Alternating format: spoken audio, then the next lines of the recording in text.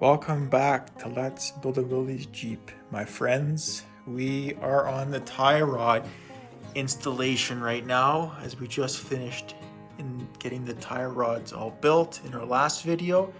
Make sure to go check it out.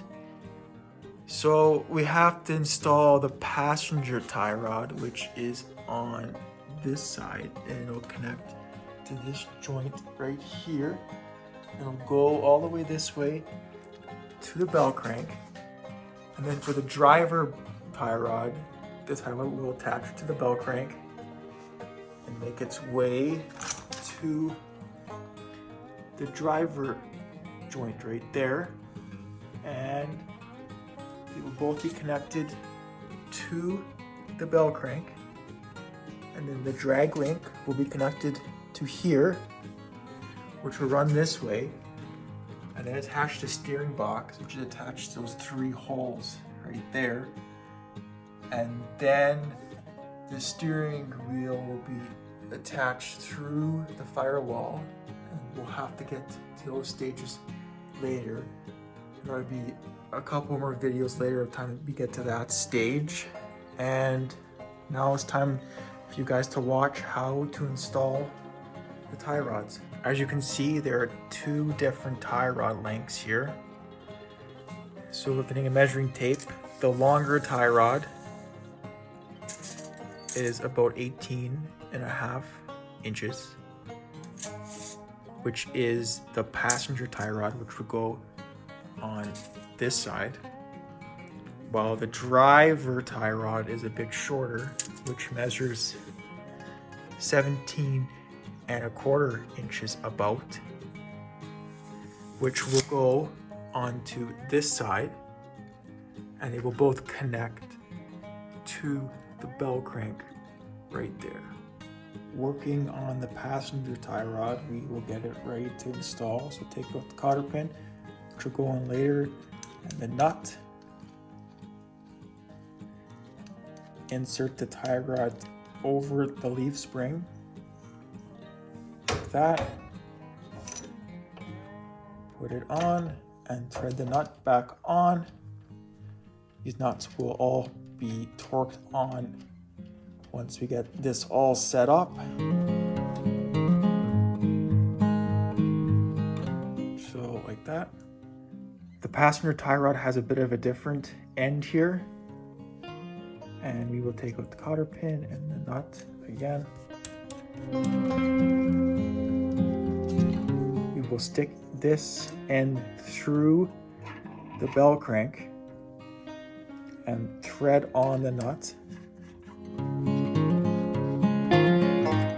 Here is the shorter tie rod, and the tie rod will be inserted into this hole from the back side into this direction, and we will put the nut on to hold it for now. And this tie rod runs down to that joint on the driver's side. Here's a closer view of the tie rod on the driver's side. So you will spin this around and line up this hole right here, and you can see we'll just stick in like that. And then you just thread on the nut. General install is complete now. Now it's time to torque these nuts and then put these clamps on to the threads so they hold. Stepping back from the Jeep now, you can definitely tell that the wheels will not be straight, and there will have to be adjustments made. So to make these adjustments, you thread these tie rods in, and then that will bring in the tires towards the inside of the Jeep on both these sides until they are generally straight, and we'll have to do a wheel alignment once we get all 4 tires on, and that will come in a later video. To make the first adjustments on the driver's side, I will spin you around and show you how it is done. So we're gonna have to take off this nut right here. It's just the quickest and fastest way. And then thread this one in more to bring this tire in more into the inside of the Jeep. So we'll spin it on. And that looks good, and then we'll have to see where we are. Oh, that definitely brought the tire in a lot. I will do the same thing to the other side, and that will be good enough for now. And then to make the final adjustments when we get there, you can spin this rod right here, and since they're threaded in opposite directions, it will move in or out. The same thing has to be done on the driver's side as well. So we're gonna just do the same steps here. Take off this nut and thread it in a bit to bring the tire inwards. Just have to thread it in.